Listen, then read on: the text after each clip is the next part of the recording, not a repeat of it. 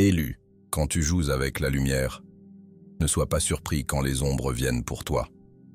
Il y a une vérité sur ce monde que beaucoup négligent. Certaines personnes ne sont pas là pour se conformer ou suivre la foule. Elles sont là pour l'illuminer. Ce sont les anges terrestres, ceux dont la lumière intérieure est si rare et puissante qu'elle dérange quiconque opère dans l'obscurité. Et voici la chose. Ces âmes uniques n'ont même pas besoin de lever un doigt quand les ennuis les trouvent, car l'univers semble avoir sa propre façon spéciale de gérer quiconque essaie de les traverser. Un fait, dans les enseignements spirituels, on dit que ceux qui marchent avec un but supérieur ont une sorte de bouclier divin autour d'eux. Essaie de jouer avec eux, et c'est comme lancer un boomerang dans une tornade. Il te revient droit dessus, et 2 fois plus vite. Alors, que se passe-t-il quand quelqu'un essaye de s'en prendre à un ange terrestre guidé divinement? Disons simplement qu'il finit par se piéger lui-même d'une manière qu'il n'avait pas vu venir. C'est comme essayer de faire trébucher une personne qui vole déjà. Et alors que nous nous apprêtons à plonger dans l'histoire de ce qui se passe vraiment, prépare-toi à quelques vérités, une touche d'ironie et beaucoup de justice cosmique. Premier, il n'a pas réalisé que l'ange terrestre avait un soutien cosmique. Il n'avait aucune idée de ce dans quoi il s'engageait en décidant de jouer avec un ange terrestre. Ce n'est pas juste une personne au bon cœur et à l'esprit gentil. Il est guidé divinement, branché sur une fréquence au-delà de l'expérience humaine ordinaire. Les anges terrestres portent une lumière intérieure si rare et puissante qu'elle attire une protection de force que la plupart des gens ne considèrent même pas. S'en prendre à un ange terrestre ne signifie pas seulement croiser son chemin, mais entrer sur le territoire de quelque chose de bien plus grand, où des énergies sont en jeu qu'il ne pourrait même pas commencer à comprendre. Quand quelqu'un complote contre un ange terrestre, il déclenche par inadvertance une réaction en chaîne invisible. Des forces de protection s'alignent, invisibles à l'œil nu, mais indéniablement ressenties par ceux qui tentent d'interférer. C'est comme si un avertissement universel clignotait, marquant cette personne pour une rétribution cosmique. Et cela n'arrive pas doucement. Cela se manifeste par des situations qui se retournent contre elle, des plans qui s'effondrent, ou même des revers inexpliqués qui semblent être de la malchance, mais sont loin d'être des coïncidences. Il pensait pouvoir s'en tirer avec ce qu'il voulait, mais il se retrouve à faire face à l'écho de ses propres intentions qui reviennent avec force. Ce n'est pas juste le karma dont les gens parlent souvent. C'est une loi universelle opérant à un niveau plus profond. La mission d'un ange terrestre est tissée dans quelque chose de sacré, une mission qu'il ne réalise peut-être même pas pleinement, mais qui est farouchement gardée par des forces bien au-delà du contrôle humain. Pour quiconque assez stupide pour interférer, c'est une réalisation brutale. Il ne se bat pas contre une seule personne, mais contre un plan divin sur lequel il n'a aucun pouvoir. En essayant de saper un ange terrestre, il finit par se piéger lui-même, pris dans le feu croisé d'une défense cosmique implacable et impitoyable. Deuxième, ces attaques n'ont fait qu'amplifier la force de l'ange terrestre. Quand les gens essaient de nuire à un ange terrestre, ils ne réalisent souvent pas qu'ils ne font qu'ajouter à sa force. Contrairement à la plupart des gens, les anges terrestres n'absorbent pas la négativité d'une manière qui les affaiblit. Au lieu de cela, ils ont une capacité presque alchimique à prendre cette négativité et à la transformer en quelque chose de puissant. Chaque insulte, chaque trahison, chaque tentative de les abattre sert de carburant, amplifiant leur résilience et aiguisant leur perspicacité. C'est comme si chaque attaque renforçait leur détermination et ajoutait de nouvelles couches à leur force intérieure. L'ironie ici est profonde. Ceux qui essaient de jouer avec un ange terrestre croient qu'ils causent des dégâts ou prennent le contrôle. Mais ils déclenchent en réalité une transformation qui rend leur cible encore plus forte, plus sage et moins affectée par leurs actions.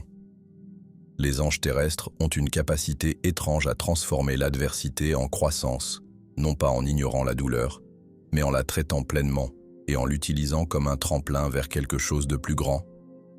Ils tirent des leçons de la souffrance et retournent cette énergie, la canalisant vers un nouveau but, une clarté intérieure et une estime de soi inébranlable.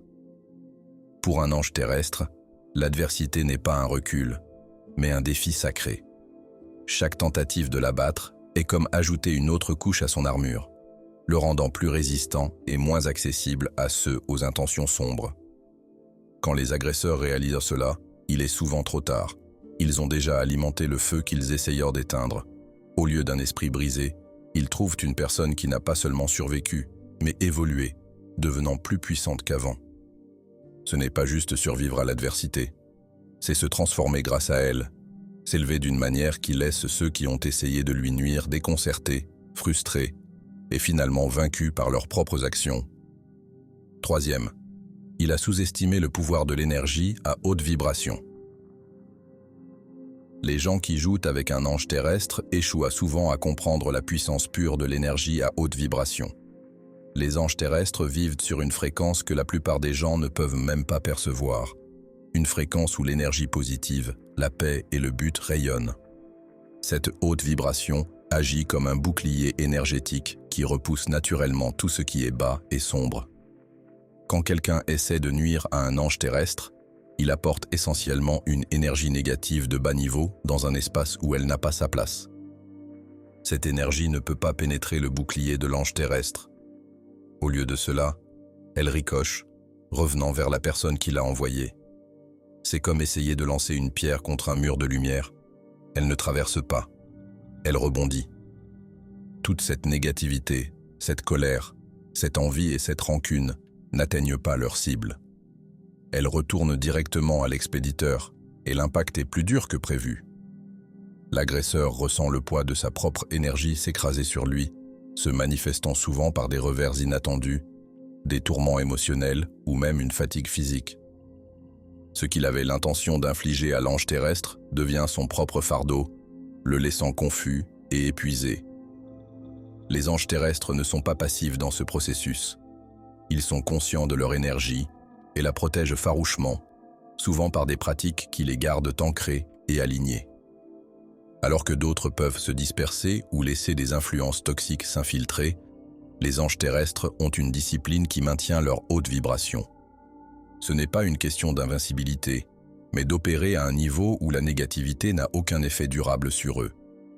Ceux qui sous-estiment ce pouvoir apprennent à leurs dépens qu'ils ont affaire à quelque chose qui va bien au-delà des mécanismes de défense ordinaires. En essayant de tirer un ange terrestre vers le bas, ils se retrouvent pris dans le contre-coup de leur propre énergie, incapables de percer la force pure et intouchable d'une âme à haute vibration. Quatrième, il était aveugle à la capacité de l'ange terrestre de pardonner, mais pas d'oublier. Beaucoup de gens confondent le pardon d'un ange terrestre avec de la faiblesse, supposant que cela signifie qu'il est facilement influençable ou prêt à ignorer le mal qui lui a été fait. Mais le pardon, pour un ange terrestre, n'est pas une question de laisser passer les choses ou de prétendre que rien ne s'est passé.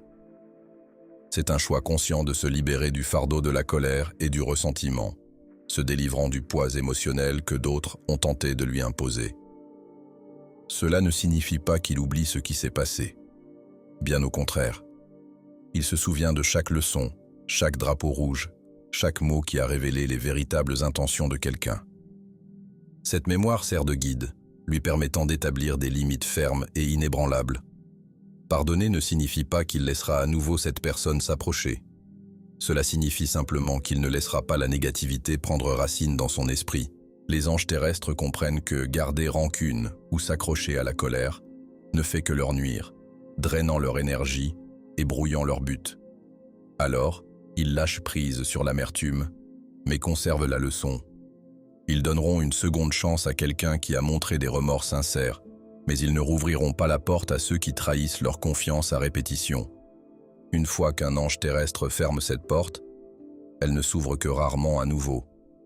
Cette limite n'est pas construite sur l'amertume, mais sur le respect de soi et une profonde compréhension de sa propre valeur.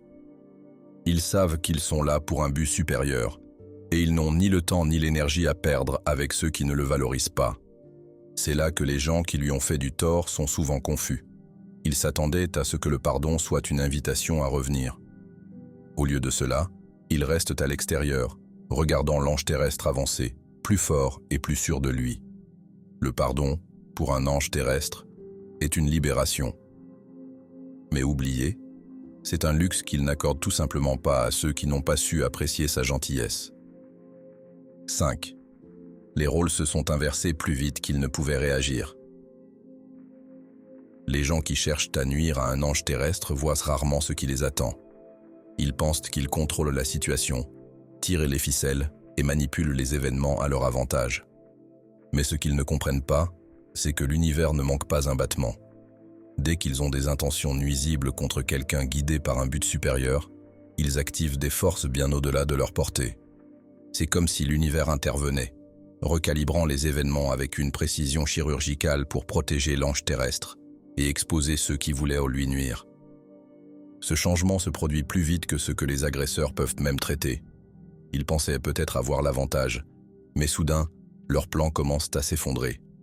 Les situations sur lesquelles ils comptaient échouent, les alliances sur lesquelles ils s'appuyaient se brisent, et les circonstances qu'ils croyaient contrôler leur échappent. Et juste quand ils pensent pouvoir se rétablir, quelque chose d'autre tourne mal, les laissant se démener pour comprendre. C'est comme regarder un château de cartes soigneusement construit s'effondrer en un seul mouvement rapide et irrésistible.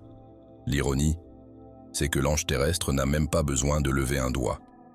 Son but est protégé par quelque chose de bien plus grand que n'importe quel stratagème humain. Ceux qui ont comploté contre lui se retrouvent pris dans leur propre piège, confrontés à des conséquences qu'ils n'avaient jamais anticipées.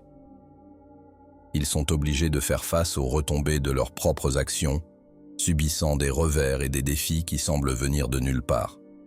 Ce qu'ils ont essayé de projeter sur l'ange terrestre leur revient en pleine face, et cette fois, il n'y a pas d'échappatoire. Ces individus ne comprennent souvent pas ce qui les a frappés, car ils n'ont jamais vu l'ange terrestre comme une menace. Mais en essayant de nuire à quelqu'un guidé divinement, ils ont inconsciemment croisé le chemin du sens inflexible de la justice de l'univers. Et une fois que cet équilibre est en mouvement, il n'y a aucun moyen de l'inverser, seulement de le subir. 6.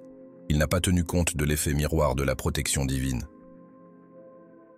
Ce que beaucoup de gens ne réalisent pas, c'est que lorsqu'ils dirigent de la négativité vers un ange terrestre, ils entrent dans quelque chose comme un boomerang énergétique. Les anges terrestres sont entourés d'une forme puissante de protection divine qui n'absorbe pas l'énergie passivement. Elle la renvoie directement à sa source.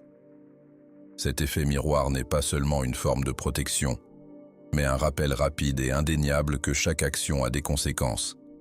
Alors, quand quelqu'un essaie de nuire à un ange terrestre, toute l'énergie négative qu'il envoie lui est retournée, multipliée et intensifiée. Cet effet miroir frappe souvent plus fort qu'il ne l'aurait jamais anticipé. Alors qu'il pensait que ses intentions passeraient inaperçues ou sans opposition, il est plutôt confronté à une version plus brutale de sa propre négativité. C'est comme si l'univers amplifiait ses intentions, lui présentant un reflet clair qui le force à affronter l'énergie même qu'il a essayé de projeter sur quelqu'un d'autre. Et parce qu'il n'a pas tenu compte de cet effet, il est pris au dépourvu, incapable de se préparer à l'intensité de ce qui lui revient. Pendant ce temps, l'ange terrestre n'a pas besoin de riposter ou de se défendre activement. Il continue simplement son chemin, indemne face au chaos que les autres essaient de semer. Son champ énergétique est si aligné avec les hautes fréquences qu'il repousse l'énergie de basse vibration sans même qu'il s'en rende compte. Cela crée un champ de force naturelle qui non seulement maintient la négativité à distance, mais la retourne contre son expéditeur. Celui qui a envoyé cette énergie reçoit un message clair. Tu ne peux pas nuire à quelqu'un protégé par une énergie divine sans te nuire à toi-même.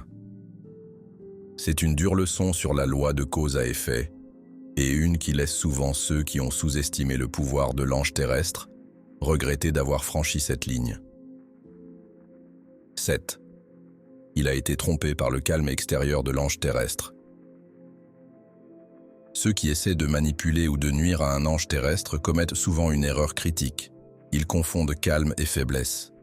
Pour eux, la douceur de l'ange terrestre, sa résilience silencieuse et sa nature pardonneuse semblent être des signes de passivité, quelque chose dont ils peuvent profiter sans conséquence.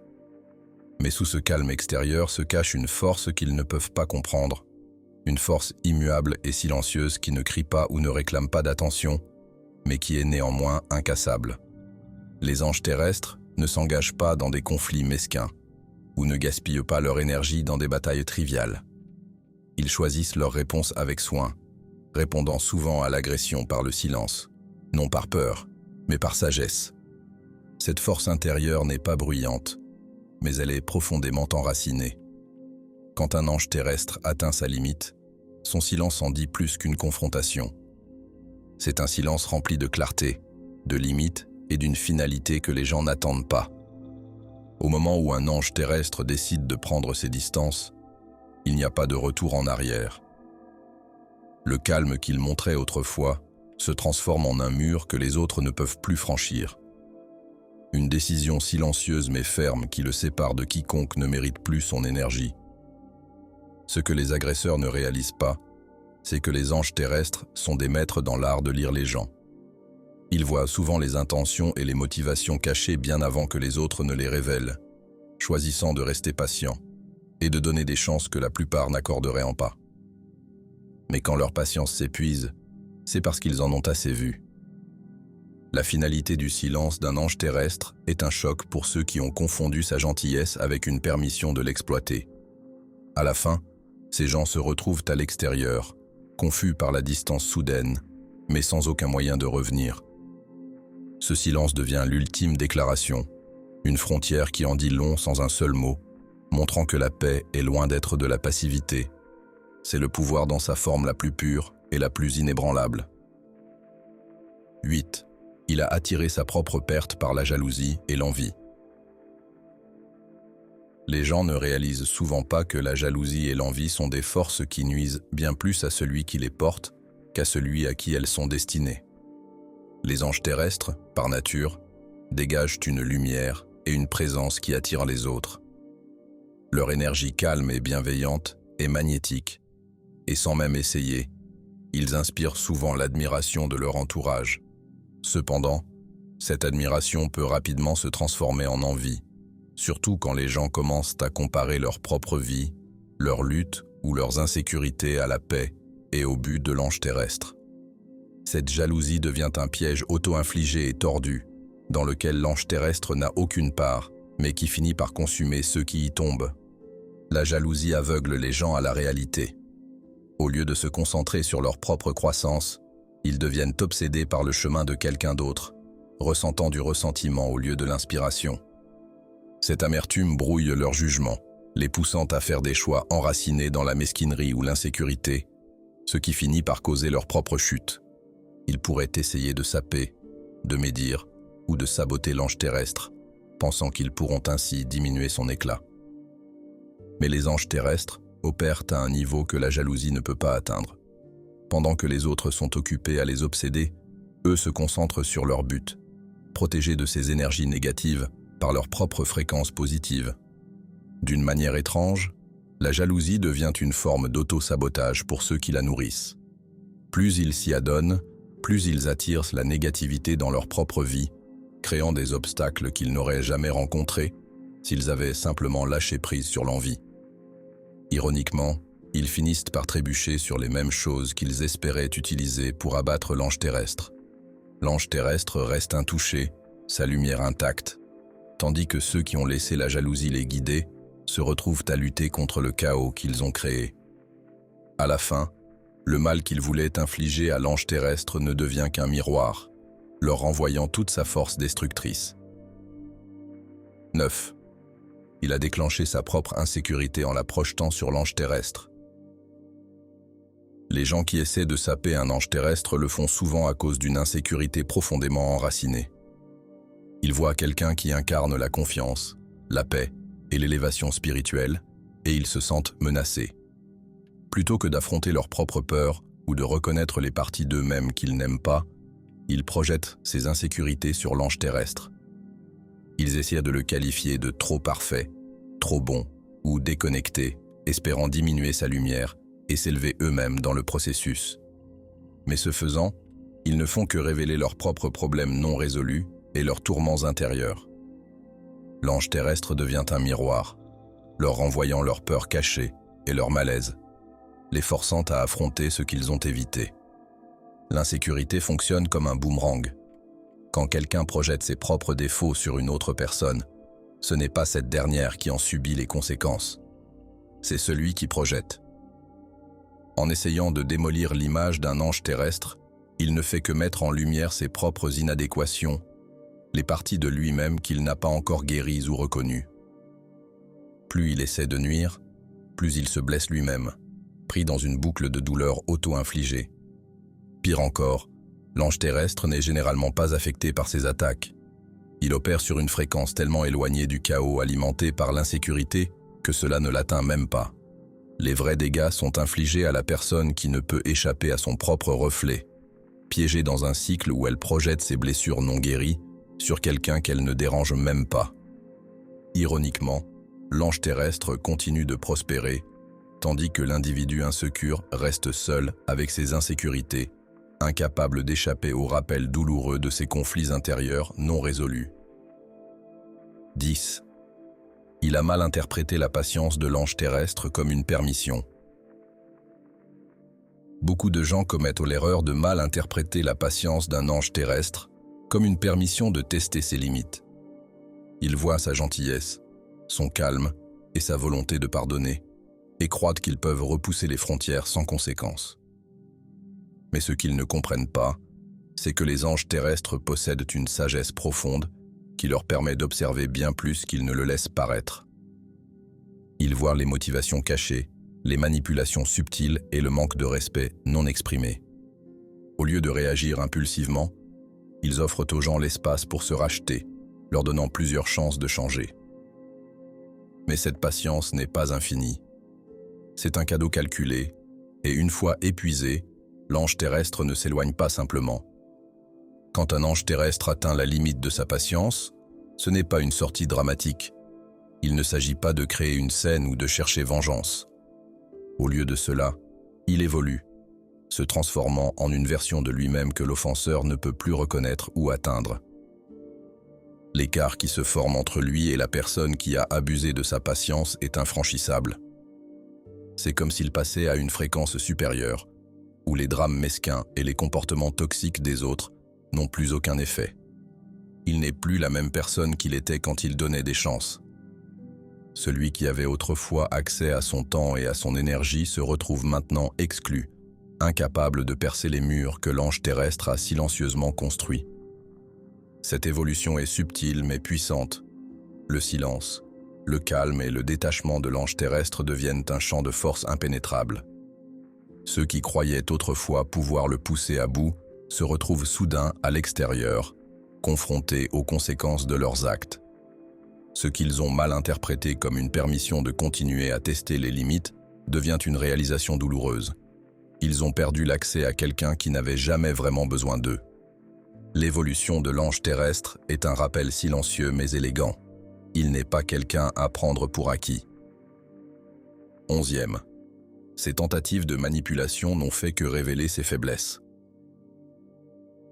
Quand les gens essaient de manipuler un ange terrestre, ils révèlent involontairement leur propre vulnérabilité. Les anges terrestres sont naturellement intuitifs, capables de voir à travers les façades que les autres érigent. Les tactiques de manipulation qu'ils rencontrent, subtiles ou flagrantes, ne les déstabilisent pas, car ils comprennent les insécurités profondes qui sont en jeu. Ce que ces manipulateurs ne réalisent pas, c'est que leurs tentatives ne sont pas seulement inefficaces pour contrôler l'ange terrestre. Elles exposent tout ce qu'ils essaient de cacher. Plus ils essaient de tirer les ficelles, plus leurs propres faiblesses deviennent évidentes. La manipulation est souvent enracinée dans l'insécurité. Une tentative désespérée de contrôler quelque chose à l'extérieur d'eux-mêmes parce qu'ils se sentent hors de contrôle à l'intérieur. Quand quelqu'un essaie de manipuler un ange terrestre, il ne montre pas seulement son manque de confiance, mais aussi son manque de valeur personnelle. Il essaie d'exercer un pouvoir sur l'ange terrestre, mais ce faisant, il met en lumière ses propres luttes internes. La réponse de l'ange terrestre, souvent un détachement calme ou des limites fermes, force ses faiblesses à la lumière. C'est comme un projecteur braqué sur les défauts qu'il essayait de cacher à tout le monde, y compris à lui-même. Ce qui rend cela encore plus puissant, c'est que les anges terrestres n'ont rarement besoin de dénoncer ses failles. leur détachement suffit. Le fait qu'ils ne s'engagent pas dans des comportements manipulateurs est en soi une déclaration. Ils n'ont pas besoin de s'impliquer dans des drames ou de prouver quoi que ce soit. Ils retirent simplement leur énergie, et ce faisant, ils rendent douloureusement évident qui est vraiment le manipulateur. L'ange terrestre n'a pas besoin de le confronter. Son absence et son refus de jouer le jeu sont les vérités les plus dures. Le manipulateur se retrouve exposé, ses propres faiblesses mises en lumière pour que tout le monde les voie, tandis que l'ange terrestre reste inébranlable et intouché. 12e. Il n'a pas reconnu le timing divin dans la vie de l'ange terrestre. L'une des plus grandes erreurs que les gens commettent en essayant de déstabiliser un ange terrestre est de sous-estimer le pouvoir du timing divin dans sa vie. Les anges terrestres n'existent pas par hasard.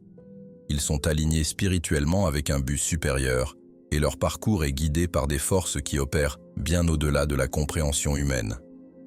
Chaque défi qu'ils affrontent, chaque obstacle qu'ils surmontent, arrive au moment parfait, conçu pour les élever à la phase suivante de leur destinée. Quand quelqu'un essaie d'obstruer leur chemin, il ne défie pas seulement l'ange terrestre. Il va à l'encontre du flux cosmique des événements qui doivent se dérouler. Et cela ne fonctionne jamais comme il s'y attend.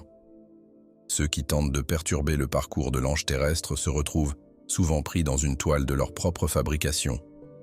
Ils peuvent temporairement créer de la confusion ou essayer de détourner l'ange terrestre de sa route, mais ils ne réalisent pas qu'ils ne se battent pas contre un seul individu. Ils se battent contre l'ordre divin. La vie d'un ange terrestre est une série de moments soigneusement orchestrés, et aucune interférence humaine ne peut empêcher ce qui est censé arriver. À la fin, ceux qui essaient de bloquer le chemin de l'ange terrestre finissent par perdre leur propre alignement, expérimentant stagnation et frustration, tandis que leur vie semble perdre toute direction. Pendant ce temps, l'ange terrestre continue d'avancer, comme si rien ne s'était passé. Il peut faire face à des revers temporaires, mais ceux-ci ne sont que des pas vers le prochain chapitre de son évolution spirituelle. Ceux qui ont essayé de le retenir se retrouvent coincés dans le désordre qu'ils ont créé, tandis que l'ange terrestre s'élève, propulsé par les forces invisibles qui le guident. L'ironie, c'est qu'en essayant d'entraver la progression de l'ange terrestre, ils n'ont fait qu'entraver la leur, regardant le timing divin dans sa vie opérer d'une manière qu'ils n'auraient jamais pu anticiper. En fin de compte,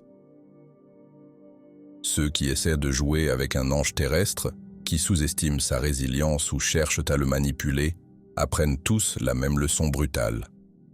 Ce qu'ils n'avaient pas compris, c'est que l'ange terrestre n'a jamais été quelqu'un qu'on pouvait contrôler. Chaque tentative pour le détourner, le tromper ou le rabaisser, n'a fait que révéler les insécurités, faiblesses et l'ignorance de ceux qui tentèrent de le briser. Les anges terrestres ne sont pas des êtres ordinaires. Ce sont des êtres guidés par le divin, dont les chemins sont gravés par le destin, protégés par les forces cosmiques et alignés sur un timing supérieur à la compréhension humaine. Quand quelqu'un tente d'interférer dans ce flux, il ne bloque pas seulement une personne, il défie le rythme même de l'univers. Et au final, ce n'est pas l'ange terrestre qui souffre, ce sont ceux qui ont essayé de s'en prendre à lui. Ils se retrouvent piégés dans leurs propres fautes, forcés d'en subir les conséquences, tandis que l'ange terrestre s'élève, intact et inébranlable. Car quand tu tentes de briser quelqu'un qui est destiné par le divin à s'épanouir, tu ne fais que te briser toi-même. Alors à tous ceux qui pensaient pouvoir contrôler, nuire ou éteindre un ange terrestre, les rôles vont s'inverser. Le divin protège toujours. Et à la fin, l'ange ne partira pas seulement, il évoluera.